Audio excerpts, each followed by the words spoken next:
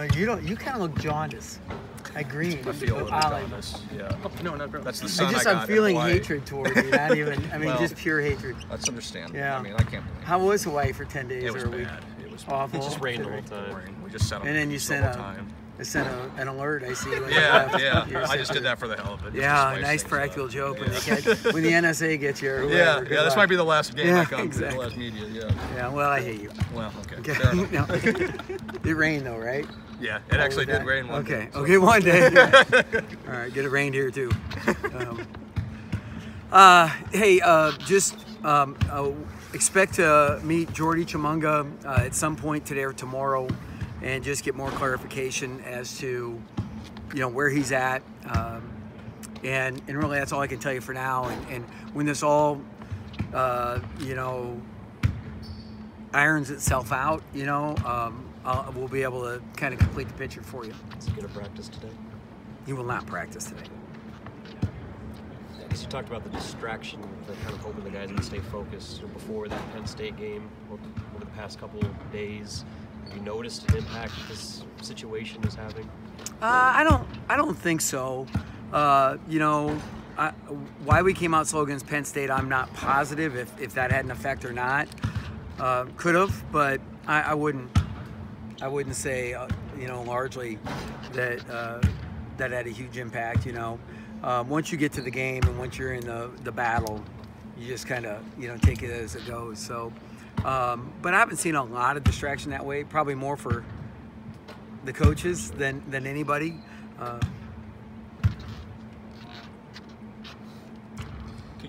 Was it an unexpected thing?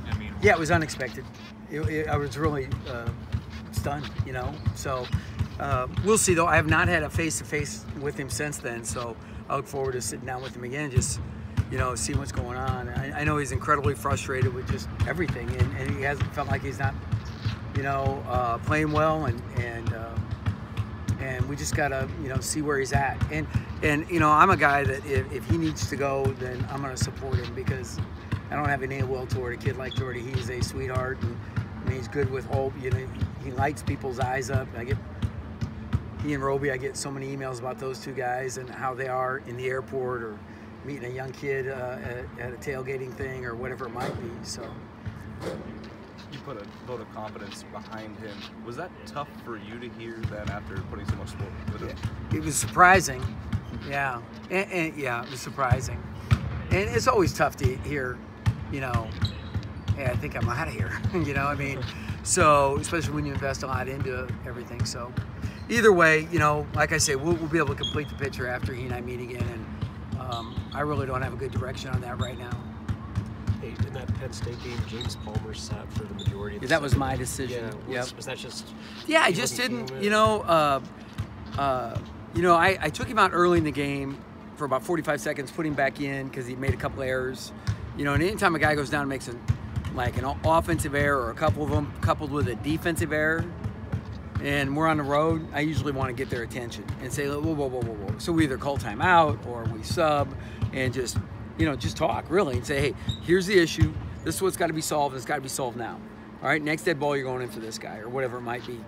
And I just, felt like even in the second half, we're always like a defensive assignment. We're missing on a defensive assignment or missing an easy shot. And we were, quite frankly, made a run with other guys. So I just ran with them, And I was just thankful a guy like Anton Gill, who sat for a long amount of time, came in and hit a huge three at the end of overtime to tie it again. That was a big play for a guy that sat too, why we ran out, put that lineup out there. But I was happy for Jack to see him come in, and he complements that big lineup in a way, because he's such a good defensive helper, and that was really good for us.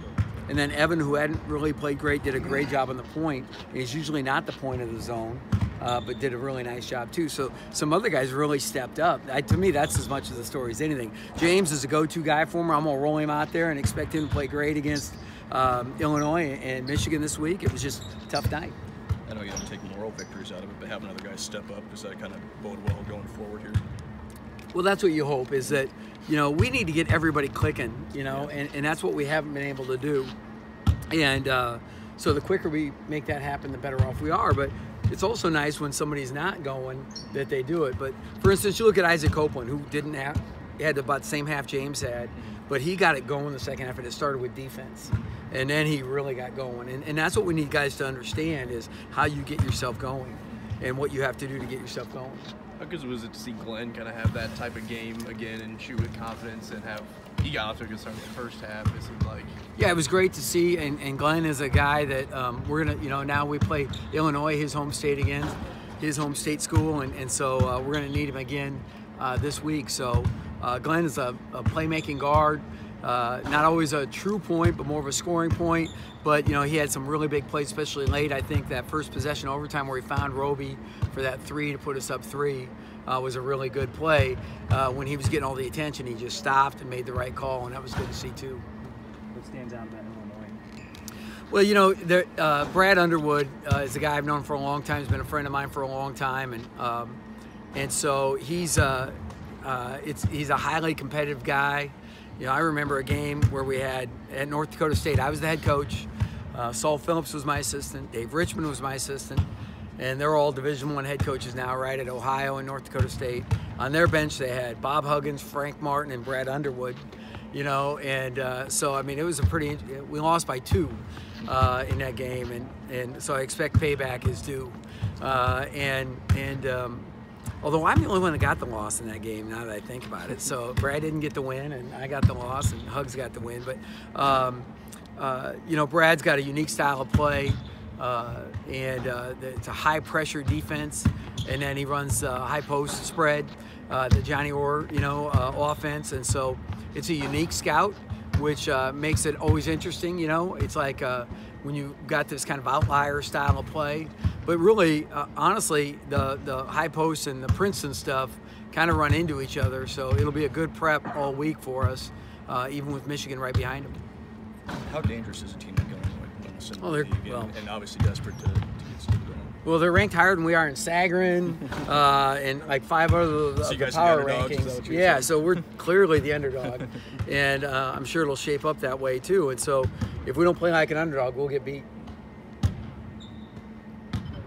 Thanks. Thank you.